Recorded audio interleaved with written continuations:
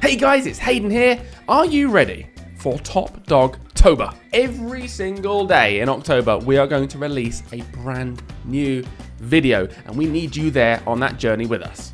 Before we get started with today's video, however, a quick shout out from our sponsor, Brilliant. I love maths, and so do you, I hope. Well, Brilliant is the best place to go for maths learning, as well as data science and computer science. Once you've picked your learning objective, it doesn't take long until you're immersed in the learning experience with interactive, easy to understand visuals. There's a clear pathway to success, and each part of that journey is split into bite-sized chunks so that you can really relish in every success along the way. When I was using Brilliant, I found myself getting hooked by the visual greatness, and before I knew it, I'd completed multiple lessons and learned so much new stuff. Even with things I thought I already knew, my knowledge was enriched because of Brilliant's intuitive way of explaining things.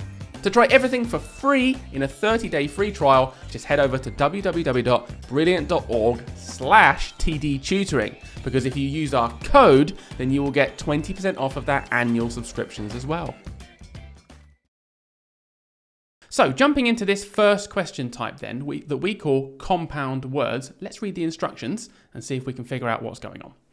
So the instructions say, pick one word from each set of words. Now these are our sets here. The sets are always determined by brackets in these sorts of questions.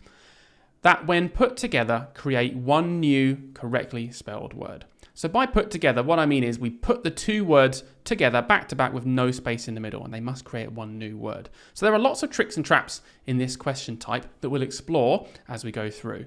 But let's just start with an example. You'll have opportunities after this example to pause the video as well and have a go at solving the questions yourself. So here we go. Let me explain one of our key strategies, which is to try all possibilities. Now, because we only have 3 on the left and 3 on the right, it makes sense that we can just try all of the possibilities, as there's not so many words that we can make. I wonder if you can tell me how many there would be, how many possibilities there are. So systematically, I should start with the top letter on the left, A. And I should try them with all 3 on the right. So open and bite. And this is how I want you to imagine the words in your head, because they have no space. Does that make a new word, open bite? What about open like or open side? Well, they don't. They don't make words that I've heard of. So I can safely cross out A as my option. I can't cross out these 3 because I need to try them again with my next option on the left. So next up we have out. Out bite, out like, and outside. Now hopefully you're thinking outside. I know outside is a word. And if you really want to check, here's another great strategy. Simply write down the word without that space here. So you're not imagining it, you're writing it, and look at it. Because sometimes that visual side of just seeing the word can really, really help us identify whether that is one correctly spelled word or not. So we've solved that first example question. Our answer is going to be B and Z, which makes the word outside. Now, we're on to some new questions, but what I'd like you to do this time is actually pause the video and have a go yourself, see if you can solve it, and then we'll come back and do it together.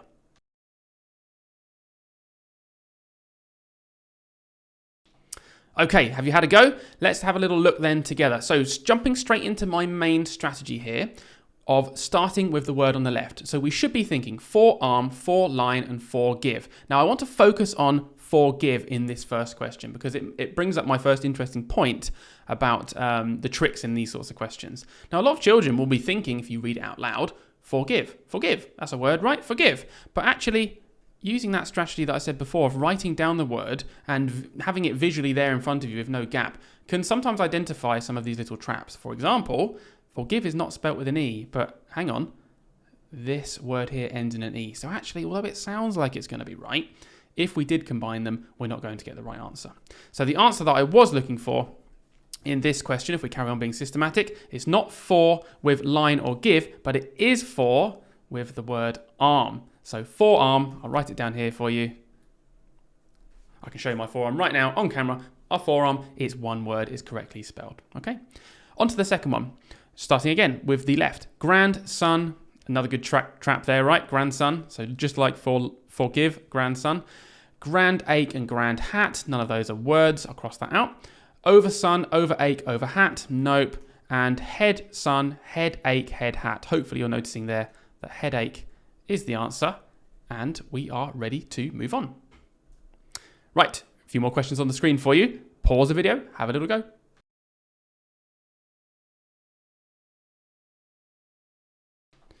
Okay, let's dive straight into the questions then. So we've got share, tell, share, read, share, hold. Now, good trap there. If you're thinking sharehold, I've thought of the word shareholder before. I know shareholder is a word, and I'm not too sure if shareholder is a word.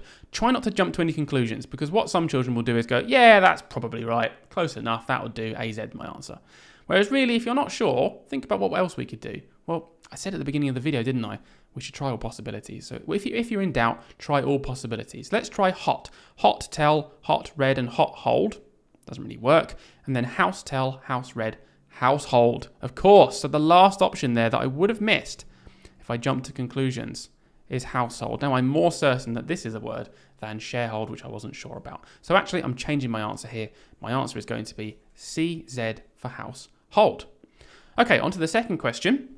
Same strategy. In ground, into. Did you notice it again? So not the right spelling of into. Always be careful of that. And then we've got in for, and followed by background, back to, back for. Now, I'm looking at background and thinking that's my answer, but thinking of my strategy from the last question, I'm just going to quickly check. B ground, B2, B4. Again, not the right spelling of before. So we're really starting to avoid these traps now. The answer we were looking for was BX because it makes the word background.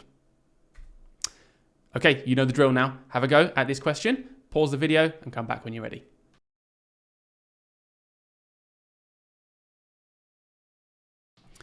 Right, let's have a little look then. So you know the strategy now. I'm using the words on the left with all of the three on the right and going through them. Let's see. Time by, time bent, time take. I'm getting more confident, more speedy now. Over by, overvent, overtake. Now, hopefully you've noticed that the answer to this first one was overtake, and we can check by writing that down. Now, second one is the one I really want to focus on now, because you may have noticed, if you've managed to get the answer, that yes, there are our usual traps like imagine and nation sound a bit like imagination, but something really interesting happens in this one that hasn't happened before. Now, the answer is do and nation, but notice when I put them together that it doesn't say do nation, does it? It says donation. Now that brings me to a point here in my second bit of success criteria. Do the letter sounds change? Yes, they do. That O in do no longer makes the oo sound. It now makes an O sound in donation. So just be really cautious of that when you're going through your questions, that the sounds might change. Okay, on to another two. You know the drill. Pause the video, have a go.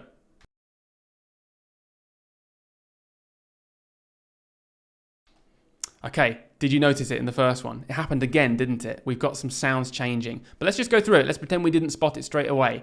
We've got reap. Reap juice, reap pear, reap peel. Doesn't seem obvious, right, at the moment. Orange juice, fantastic trap. This is a slightly different trap to before. Sometimes words go together really well. Like, I bet you've heard the phrase orange juice so many times before. So that's a great trap. Same with orange peel. You probably know what orange peel is, but they're not one correctly spelled word when put together. So again, another slight variation on the trap from before. And then we've got ape juice, ape pear, which could, I guess, be seen as appear. But if we spelt it out with our strategy, it's not right. Appear doesn't have an E here, and ape peel. So maybe it's not jumping out at you. Well, let me show you the answer and show you how, just like the do nation and donation, the sounds change here. So the answer we were looking for was reap and pear. You might even still be thinking, what? Reap and pear? Well, let me show you how they work. Always use this strategy. Write it down next to each other, combined, and hopefully then you can see the word appearing, sorry for the pun, is the word reappear. The RE in this word reap actually became a prefix, and the A and the P, when put over here, just joined onto pear to make a completely new root word. So it's nothing to do with pears anymore. It's now the word appear. Pretty cool question, right?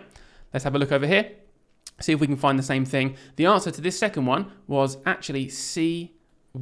Again, the sounds slightly changing here and the meaning of those original words changing. It has nothing to do with had. It has nothing to do with dock. It's a haddock, okay? The animal, the fish, haddock. So just be super cautious when you're doing your independent tasks of those kind of traps and tricks and sound changes.